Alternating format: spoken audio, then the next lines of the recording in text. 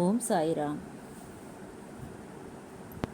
షిరిడి ఒక కుగ్రామం అయినప్పటికీ ముఖ్యమైన నగర్ మన్మాడ్ దారికి ఆనుకొని ఉండడం వలన ఆ దారిలో తరచూ సాధువులు, గోసాయిలు మరియు ఫకీరులు కాలినడకన ప్రయాణిస్తూ ఉండేవారు. వారిలో కొందరు తమ ప్రయాణానికి స్వల్ప విరామం ఇస్తూ షిరిడీలో బస చేసేవారు. అలా బస చేసిన సాధువులకు, ఫకీరులకు సేవ చేసుకునే నియమాన్ని మహల్సాపతి మరియు తన మిత్రద్వయం ఎంతో భక్తిగా పాటించేవారు. వారిలో కొంచెం ఆర్థిక పుష్టి కలిగిన కాశీరాం ఆహార ధాన్యాలను సమకూర్చితే అప్పా జోగులేకర్ వంటపాత్రను ఇచ్చేవాడు. వారు సమకూర్చిన వస్తువులతో ఆ సాధు పురుషులు స్వయంపాకం చేసుకునేవారు. అసలు ఇల్లు గడవడమే కష్టంగా ఉన్న మహల్సాపతి వస్తు రూపంలో వారికి ఏమీ సమకూర్చలేకపోయినా వారికి పాదసేవ చేసుకునేవాడు. ఆ ప్రక్రియలో వారితో ఎన్నో ఆధ్యాత్మిక విషయాలను ముచ్చటించేవాడు. తద్వారా పారమార్థిక ప్రవాసుల పట్ల తన భక్తిని, పారమార్థిక పరిజ్ఞానం పట్ల తన అనురక్తిని చాటుకునేవాడు. మహల్సాపతికి జానకీబాయి, సీతాబాయి, రకుమాబాయి, విఠాబాయి అనే నలుగురు కుమార్తెలు మరియు ఒక కుమారుడు కలిగారు. తరువాతి రోజులలో కుమార్తెలను వరుసగా అస్తగావ్, డోబళే, డోహ్వల్ మరియు రూయి గ్రామాలలో ఇచ్చి వివాహం జరిపించారు. మహల్సాపతికి మాత్రం తన వ్యాపారం పట్ల చాలా ఆందోళనగా ఉండేది. వ్యాపారం ఏమాత్రం వృద్ధి చెందకపోవడంతో జరుగుబాటు చాలా కష్టమయ్యేది. అటువంటి పరిస్థితులలో ఒకసారి మహల్సాపతికి ఒక దృష్టాంతం వచ్చింది. ఆ దృష్టాంతంలో ఖండోబా దేవుడు కనిపించి, నీ కర్ర విరిగింది, నెమలిపురి విప్పింది, కానీ నేను మాట్లాడే నడిచే అజ్ఞానిని అని చెప్పడం కనిపించింది. ఆ దృష్టాంతం మహల్సాపతి హృదయంపై ఎంతో గొప్ప పరిణామం చూపించింది. ఇక నీ లౌకిక జీవనం ముగిసింది.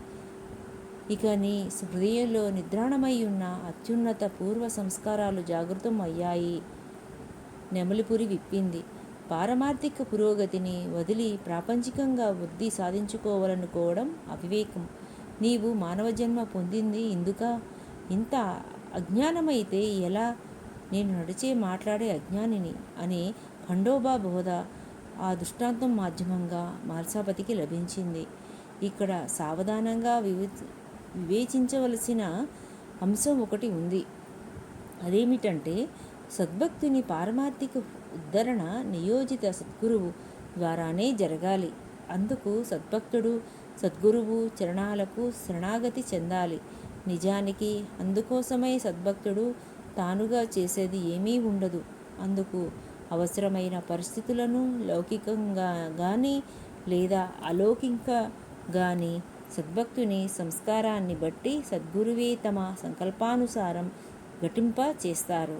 అందులో భాగంగా ఒక్కొక్కసారి సద్గురువు సదృశ్య రూపంలో సద్భక్తునికి తెలియకముందే ఆ సద్భక్తుడు ఆరాధించే దైవం రూపంలో జాగృతావస్థలోనో స్వప్నావస్థలోనో దృష్టాంతం చూపించి ప్రసాదించి ఆ సద్భక్తుని మనోభూమికను సద్గురు శరణాగతికి సంసిద్ధం చేస్తారు.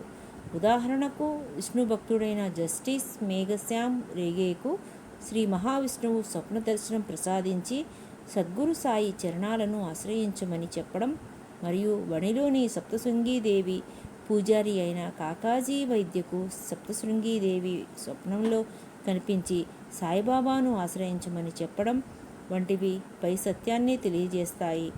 ప్రస్తుతం సందర్భంలో మహల్సాపతి విషయంలో తన నియోజిత సద్గురువైన సాయి తాము సదృశ్య రూపంలో మహల్సాపతి జీవనంలోకి రాకముందే అదృశ్య రూపంలో, అందులోనూ మహల్సాపతి ఆరాధ్య దైవం రూపంలో అలౌకిక దృష్టాంతాన్ని ప్రసాదించారు. సరే, అప్పటి నుండి మహల్సాపతి హృదయంలో ఏదో తెలియని అద్భుతమైన భక్తి భావనలు ఉవ్వెత్తున ఎగిసిపడుతూ, ఏదో తెలియని భావవేశానికి లోనవుతూ ఖండోబాతో తరచూ తాదాత్మ్యం చెందసాగాడు. తత్ఫలితంగా మహల్సాపతికి ఖండోబా పూనుతాడని షిరిడి గ్రామస్తులు భావించేవారు. ఆ విధంగా క్రమంగా ఖండోబా గణంగా మహల్సాపతి షిరిడి గ్రామంలో ప్రాచుర్యం పొందాడు. మహల్సాపతి ఇంట్లో తరతరాల నుండి ఖండోబా రాయుని విగ్రహం ఉండేది. ఆ విగ్రహాన్ని మల్హార్ సంస్థాన్ అని వారి కుటుంబీకులు పిలిచేవారు. మహల్సాపతి తండ్రి శ్రీ చిమణ్జీ పంత్ చిన్న వయసులోనే మరణించడం వలన మల్హారీ సంస్థాన్ను మహల్సాపతి పినతండ్రి తీసుకెళ్ళాడు. ఒకసారి మహల్సాపతి ఖండోబాతో తాదాత్మ్యం చెంది, నేను మీ ఇంటికి రావాలి కాబట్టి నన్ను నీవు తీసుకో అని చెప్పడంతో మల్హార్ సంస్థాన్ను తీసుకువచ్చి మరలా మహల్సాపతి ఇంట్లో ప్రతిష్ఠించారు. దాంతో ఖండోబా ఆలయ అర్చకత్వ బాధ్యతలు కూడా మహల్సాపతి చేతికి వచ్చాయి.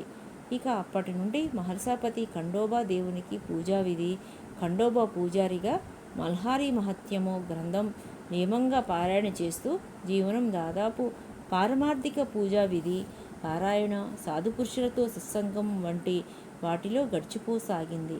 అంతేకాదు తాను ఖండోబా గణంగా ప్రసిద్ధి చెందడంతో నీమ్గావ్ గ్రామస్తుల అభ్యర్థన మేరకు వారంలో 1 లేదా 2 రోజులు వెళ్ళి నీమ్గామ్లోని ఖండోబా మందిరంలో కూడా పూజా విధి నిర్వహించి నైవేద్యం సమర్పించి వచ్చేవాడు. కానీ వ్యాపారాన్ని మాత్రం పూర్తిగా మూసివేయలేదు. అలాంటి పరిస్థితుల్లో మరలా మహల్సాపతికి ఒక దృష్టాంతం వచ్చింది. ఆ దృష్టాంతంలో ఒక బ్రాహ్మణుడు కనిపించి, ఏమిరా బువా, నీవు వ్యాపారం చేయకపోతే నీ పొట్ట నిండదా అని అడిగాడు.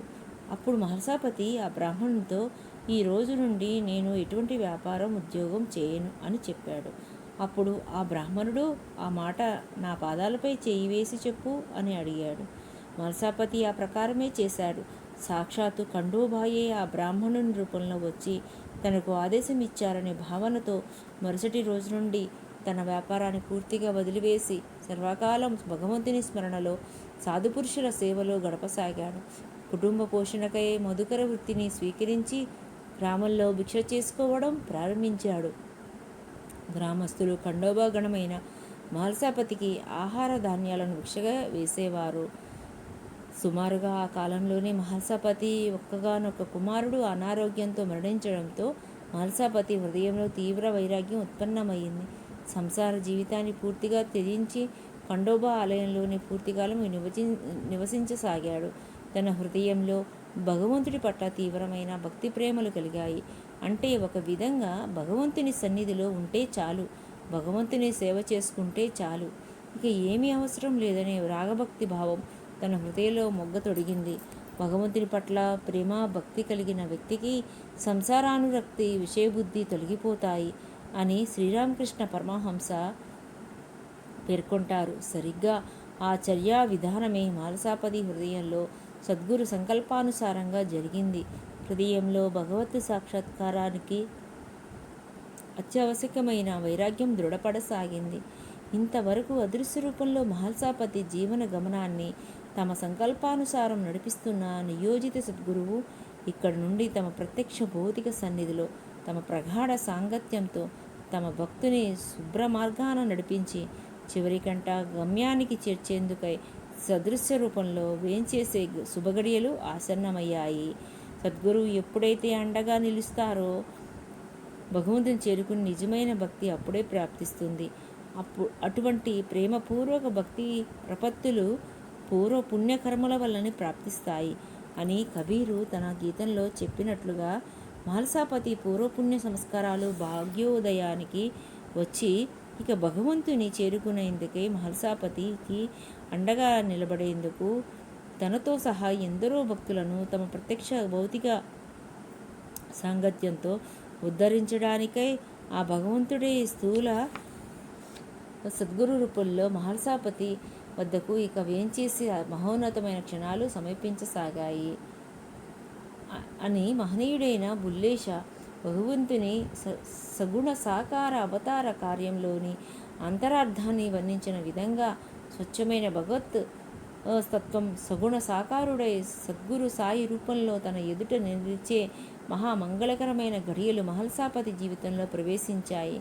ఒక విధంగా చరితలోనే ఓ మహిమాన్వితమైన ఘట్టం ఆవిష్కృతమయ్యే అత్యంత శుభగడియలు చోటు చేసుకున్నాయి. ఒకరోజు తన రోజువారీ రివాజు ప్రకారం మహల్సాపతి ఖండోబా మందిరంలో తన నిత్య పూజలో నిమగ్నమై ఉండగా వెనుక వైపు ఎవరో వచ్చి ద్వారం వద్ద నిలబడినట్లుగా కదలాడినట్లుగా అనిపించింది. అప్రయత్నంగా వెనుకకు తిరిగి చూస్తే నవ్య తేజస్సుతో, భవ్య వర్చస్సుతో, దివ్య వర్చస్సుతో తనలో తానే మాట్లాడుకుంటున్న ఓ కఫ్నీదారుడైన ఫకీరు ద్వారం వద్ద నిలబడి దర్శనమిచ్చాడు. తన నియోజిత సద్గురువు తన ముందు నిలబడి ఆ క్షణంలోనే మాల్సాపతి హృదయాంతరాలలో నిక్షిప్తమై ఉన్న ఉత్తమ సంస్కారాలు జాగృతమై హృదయ కడలిలో తీవ్ర ఉద్విగ్నపూరిత భక్తి భావ కెరటాలు ఉవ్వెత్తున ఎగిసిపడ్డాయి. తనువు తెలియని తన్మయత్వానికి లోనయ్యింది. మనసు మధుర భావనల నిలవయింది. మరుపురాని మహత్తరమైన ఆ క్షణాలలో మాల్సాపతిలోని ప్రాపంచిక స్పృహకు సెలవయింది. తత్ఫలితంగా ఆ మహనీయుని రూపానికి తన హృదయం కొలువైంది. హృదయపు అట్టడుగు పొరలలోని తన సద్గురువుతో ముడిపడిన స్వగతం ఆ సద్గురు రాయునికి స్వాగతం పలికేందుకై తహతహలాడింది.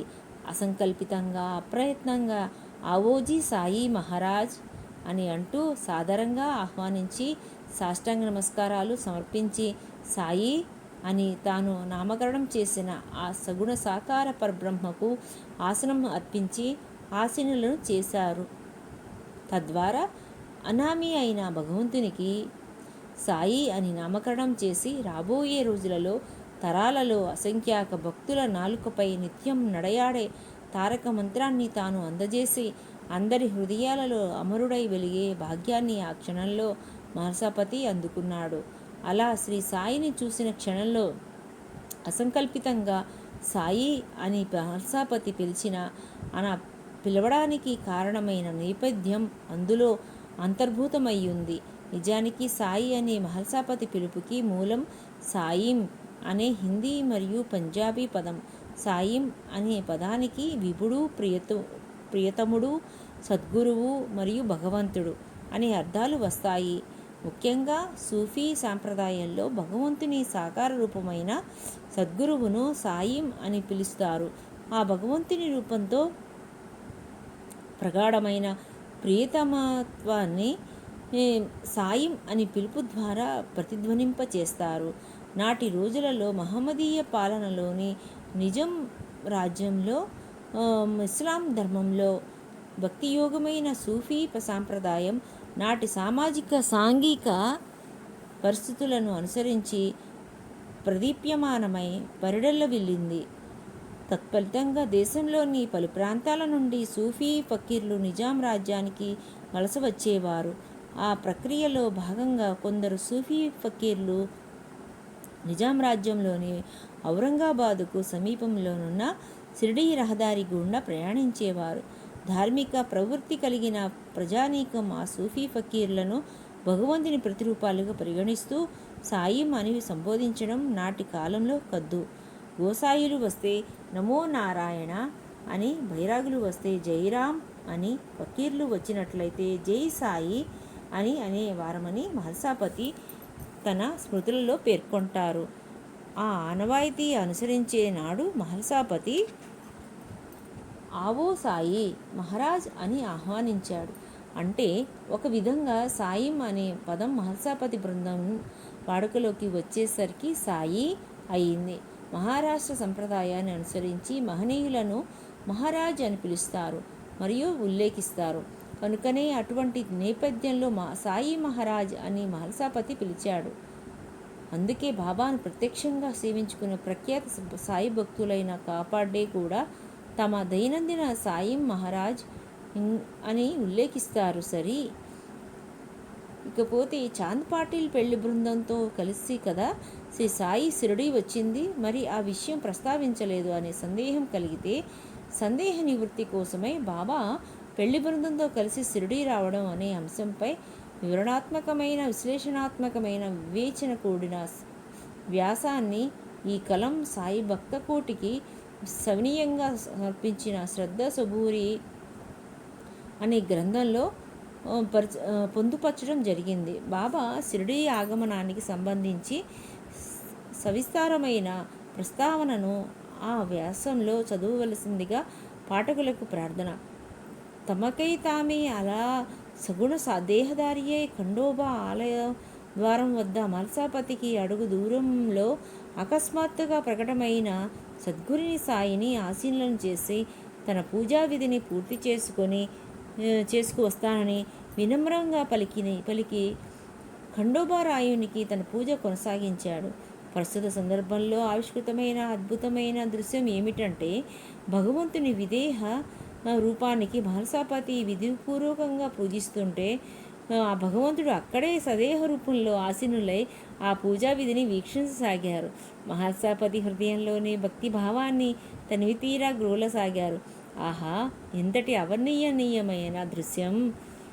అత్యంత అరుదుగా ఆవిష్కృతమయ్యే ఆ అద్భుతమైన అపురూప దృశ్య కావ్యాన్ని అందచేసే అక్షరాలు ఆనంద భావోద్వేగాలతో పులకించిపోతున్న కలం కనుల నుండి జాలువారుతున్న భక్తి ప్రేమాశ్రువులు అనే సిరా చుక్కలతో ఆవిర్భవిస్తున్న జైహో జైహో సద్గురు సాయి, ధన్యహో ధన్యహో భక్త మహల్సాపతి.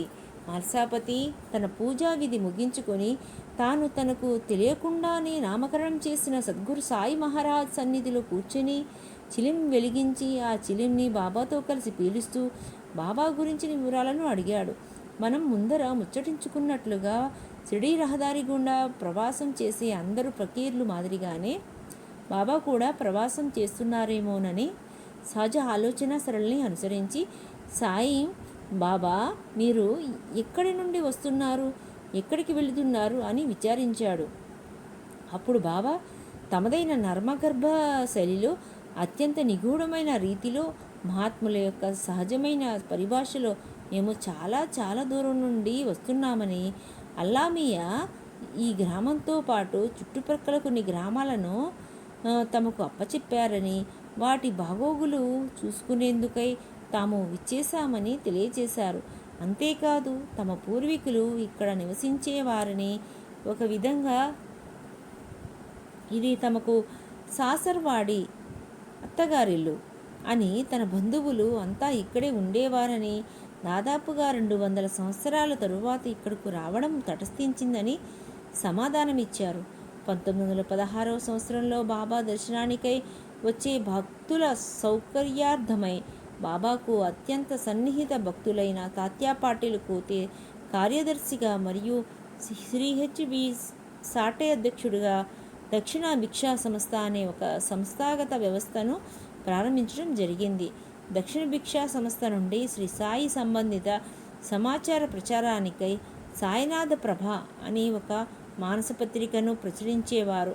ఒక విధంగా దక్షిణ భిక్షా సంస్థ యొక్క అధికార అంగమైన శ్రీ సాయినాథ ప్రభ తొలి సంచికలో తెలిపిన వివరాన్ని బట్టి బాబా షిరిడీకి వేంచేసిన తొలినాళ్లలో మీరు ఎక్కడి నుండి వచ్చారు బాబా అని ఎవరైనా అడిగితే సరిగ్గా పైన పేర్కొన్న విధంగా సమాధానమిచ్చేవారని తెలియవస్తుంది.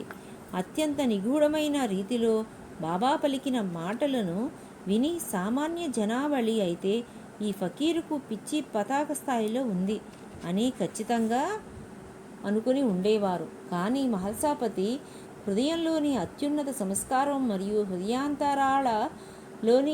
నియోజిత సద్గురువుతో దృఢమై ఉన్న అనుసంధానం వలన మహల్సాపతికి బాబా మాటలలో ఏదో తెలియని దైవీకత ధ్వనించింది.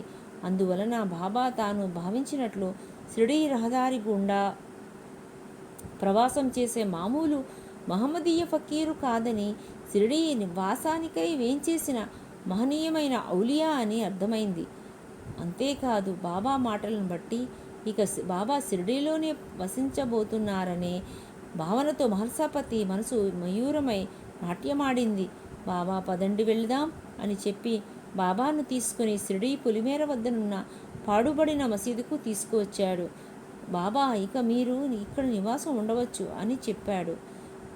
తద్వారా నిర్గుణ నిరాకార భగవత్ తత్వం యొక్క ఆవాసంగా ఇస్లాం ధర్మ ప్రకారం భక్తులు భావించే మసీదు. దాదాపు 40 సంవత్సరాలు సగుణ సాకార భగవంతుని నిజ నివాసంగా రూపాంతరం చెందడంతో మహల్సాపతి సద్గురు సాయి సంకల్పానుసారం ఉపకరణం అయ్యాడు. తత్ఫలితంగా సాయి భక్తకోటికి తరతరాలు సాయి సాన్నిధ్యాన్ని ప్రసాదించే పరమ పవిత్రమైన ద్వారకామాయిని అందుబాటులోకి తీసుకువచ్చాడు అని క్రీస్తు మహాత్ముల ఆగమనం మరియు వారి సమాజ జీవనంలోని అంతరార్థాన్ని బోధిస్తారు. సరిగ్గా ఆ వైనమే బాబా ఆగమనంలోనూ మరియు మసీదు ఆవాసంలోనూ ఆవిష్కృతమై ఉంది. కానీ మొదట కొన్ని సంవత్సరాలు బాబా ఎక్కువగా మసీదులో ఉండేవారు కారు. షిరిడీ మరియు పరిసర గ్రామాలైన నియంగాం వంటి ప్రదేశాల్లో తిరుగుతూ ఉండేవారు. షిరిడీ గ్రామం పొలిమేరలో లెండి సిరా అనే చిన్న వాగులు ఉండేవి. ఆ వాగుల మధ్య చెట్లతోపు ఉండి ఒక చిట్టడివిగా ఉండేది. దానినే షిరిడీ గ్రామస్తులు జంగల్ అని పిలిచేవారు. బాబా ఎక్కువగా ఆ చిట్టడివిలో తిరుగుతూ ఉండేవారు. ఆ తరువాత నుండి ఎక్కువగా వేప చెట్టు కింద గంటల తరబడి, ఇంకా చెప్పాలంటే రోజుల తరబడి కూర్చొని ఉండేవారు. గ్రామంలో ఎవరైనా 1-2 బాకరీలను భిక్షగా వేస్తే బాయిజా వంటి వారు బాకరీలతో కడుపు నింపుకునేవారు. దాహం వేస్తే దారిలోని గుంతలలో నిలిచి ఉన్న నీటిని తాగి దాహం తీర్చుకునేవారు. తరచూ తమలో తాము మాట్లాడుకునేవారు.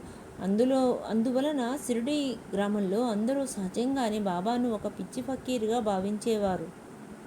గొప్ప మహాత్ముల గ్రంథాలను పారాయణ చేసి గ్రూపు నందు కామెంట్లో లింకును సెండ్ చేస్తున్నాము. ఆసక్తి ఉన్నవాళ్ళు గ్రూపు యందు జాయిన్ అవ్వచ్చు.